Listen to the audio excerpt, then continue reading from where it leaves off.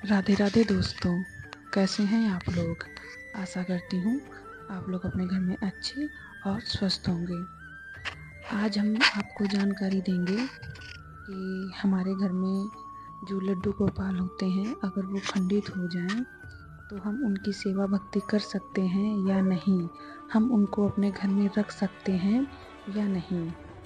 Video शुरू करने से पहले आप लोगों से रिक्वेस्ट है कि आप लोगों को अगर मेरी वीडियो से थोड़ी सी भी जानकारी मिलती हो तो प्लीज़ आप लोग कमेंट में राधे राधे अवश्य लिखें। तो चलिए वीडियो शुरू करते हैं। देखिए, काफ़ी लोग लड्डू गोपाल की सेवा कर रहे हैं और करते हैं, तो कभी कभी ऐसा हो जाता है, गलती से मान लीजिए, या कभी छोटे बच्चे हमारे घर में होते हैं तो उनसे गलती से लड्डू गोपाल गिर जाते हैं, या हम ही से कभी फिसल के गिर जाते हैं। लेकिन पहली बात तो ये कि आप बहुत ध्यान से लड्डू गोपाल की सेवा करिए।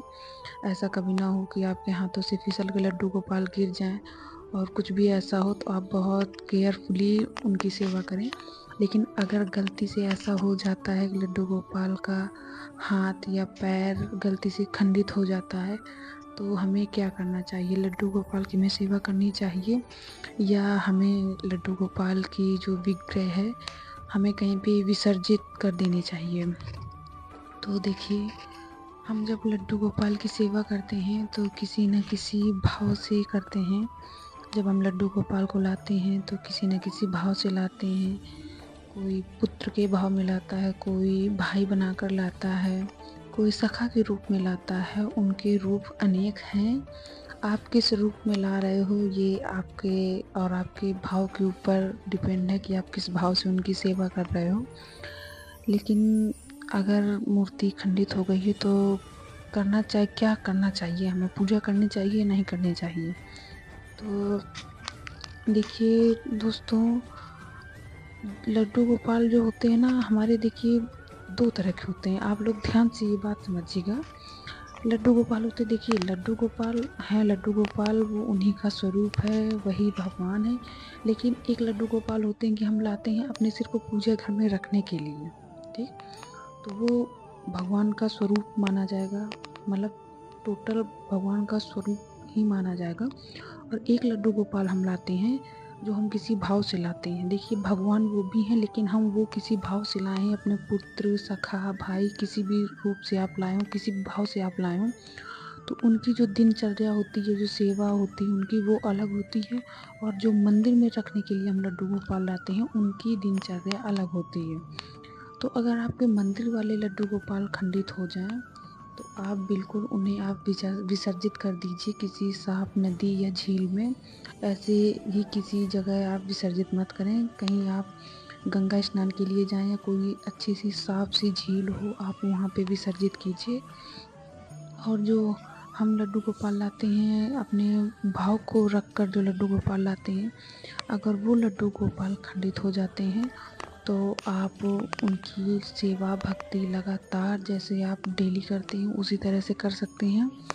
लेकिन आप जो उनका, अगर मूर्ति ज़्यादा खंडित हो गई है, मतलब जैसे हाथ पैर उनके निकल गए हैं, तो आप जाइए, किसी भी आप शॉप में जाएंगे तो आप उनसे बोल के उनके जो हाथ पैर कुछ भी जहाँ से भी खंडित हुए हैं तो आप उनकी विग्रह को सही करवाइए। देखिए, जब हमारे घर में भी कोई छोटा बच्चा होता है, मतलब कुछ भी मान लीजिए, अगर वो बीमार होता है, उसे कहीं चोट लग जाती है या ज़्यादा घायल हो जाता है, तो हम उसे ऐसे मतलब छोड़ थोड़ी ना देते हैं, उसे हम ले जाते हैं, उसकी दवाई कराते हैं, इलाज कराते हैं। तो उसी तरह से हम लड्डू गोपाल को भी अपने घर लाए हैं, एक भाव से लाए हैं। अगर उन्हें कुछ दुख तकलीफ होती है, देखिए जब वो लड्डू गोपाल की विग्रह का मतलब जब खंडित हो जाएगी, तो जब वो उस अंग, जो अंग उनसे अलग हो चुका है, जब उसे फिर से लगाया जाएगा तो देखिए कष्ट तो होगा, है ना।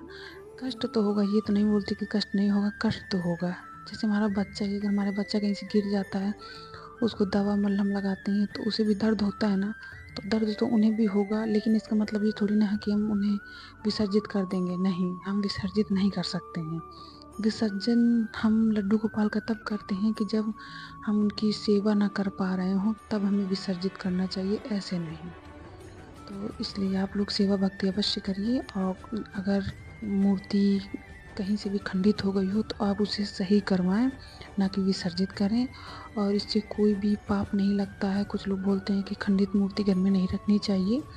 खंडित मूर्ति सिर्फ वही नहीं रखी जाती है जो हमारे पूजा घर में रहती है, सिर्फ वहाँ पे कोई भी खंडित मूर्ति नहीं रखनी चाहिए।